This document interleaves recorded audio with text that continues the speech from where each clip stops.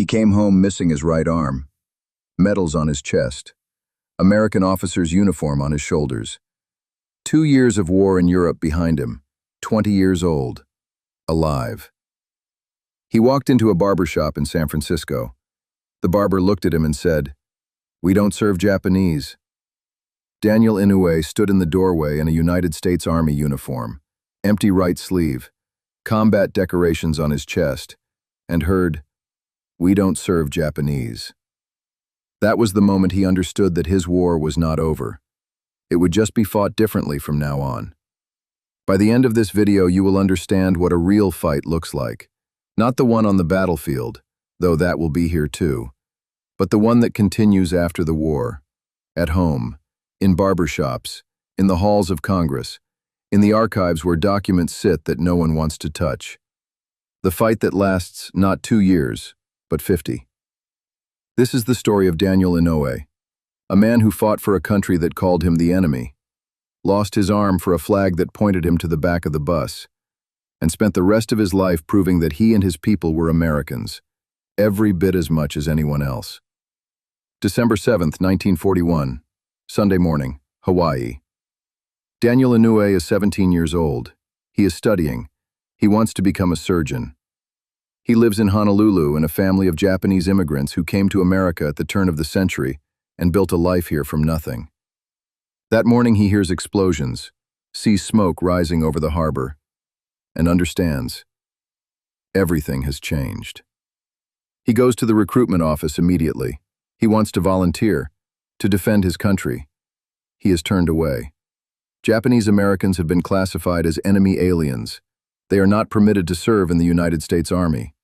It doesn't matter that he was born here. It doesn't matter that he speaks only English. It doesn't matter that this is his country.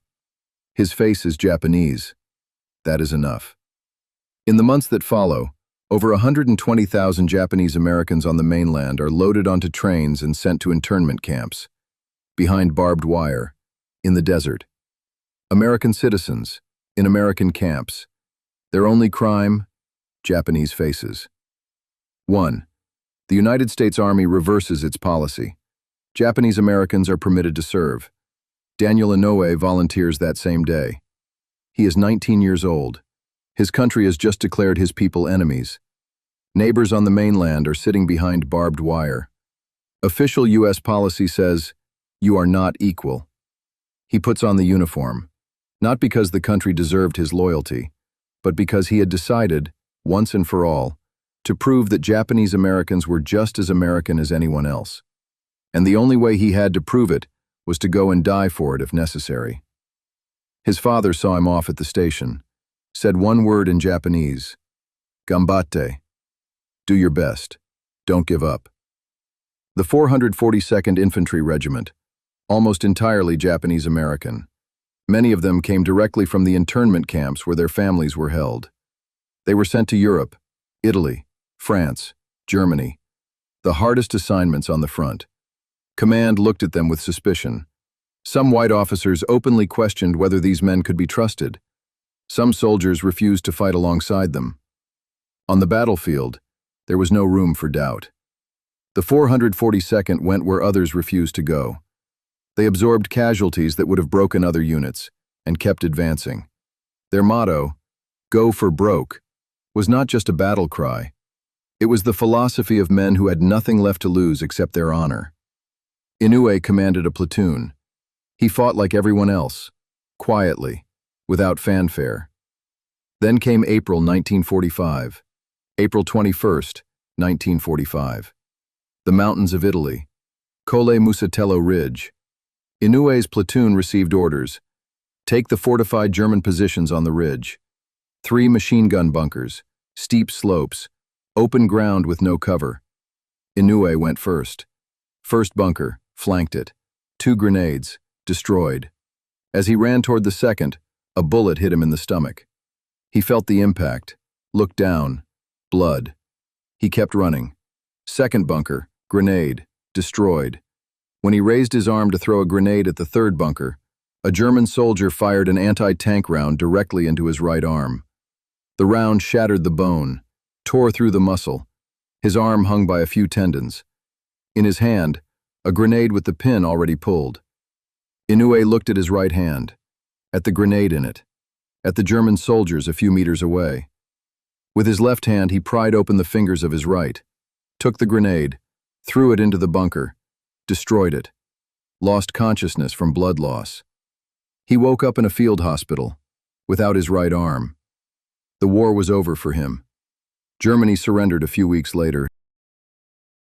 Daniel Inouye came back to San Francisco, 20 years old, one sleeve empty, medals on his chest, a bronze star, a Purple Heart, several other decorations behind him. He walked into a barbershop. "We don't serve Japanese." He walked out without saying a word. But standing on that street in the uniform of the army he had given his arm to, he made a decision. The war had ended. The fight had not. Inouye enrolled in law school, then entered politics. 1. Hawaii became an official U.S. state. Inouye became the first Japanese-American congressman in the history of the country. When he walked into the House chamber for the first time, another congressman pointed at his empty sleeve and whispered to a colleague, "Who is that?" The answer came, "The new congressman from Hawaii." The first question, "Does he speak English?" Inouye heard things like this his entire life, and every time he answered the same way, not with words, with work. He became a senator, then one of the most influential senators in American history. 50 years in Congress, but alongside that, he never forgot his people.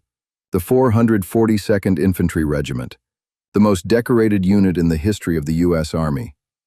But the Medal of Honor, the highest military decoration, had been systematically denied to Japanese Americans.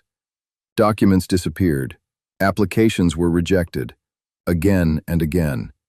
Inouye knew why, and he would not be silent. For decades, he pushed for a formal investigation, for case reviews, for recognition. June 2000, the White House. President Bill Clinton stands before 22 veterans of the 442nd Infantry Regiment and their families. 22 men. The Medal of Honor, 55 years after the war ended. Most of them are already gone. Families hold the medals in their place. Daniel Inouye is 76 years old that day. He stands in the room where the President of the United States finally says out loud what Inouye has known his entire life. These men were betrayed by the country they defended, and the country owes them this acknowledgement. 55 years. Daniel Inouye died in December 2012. He was 88 years old. He remained a senator until his final day, until his death.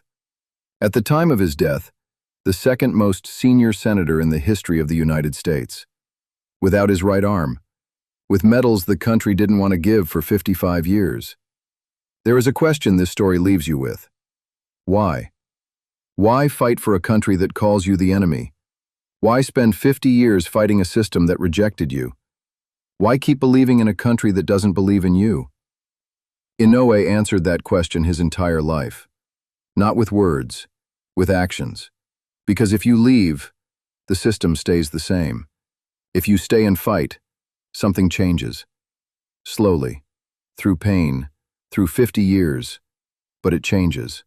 A barber in San Francisco told him, "We don't serve Japanese." Daniel Inouye became the second most senior senator in the history of that same country. Sometimes the best answer to the system is not words, it is your entire life.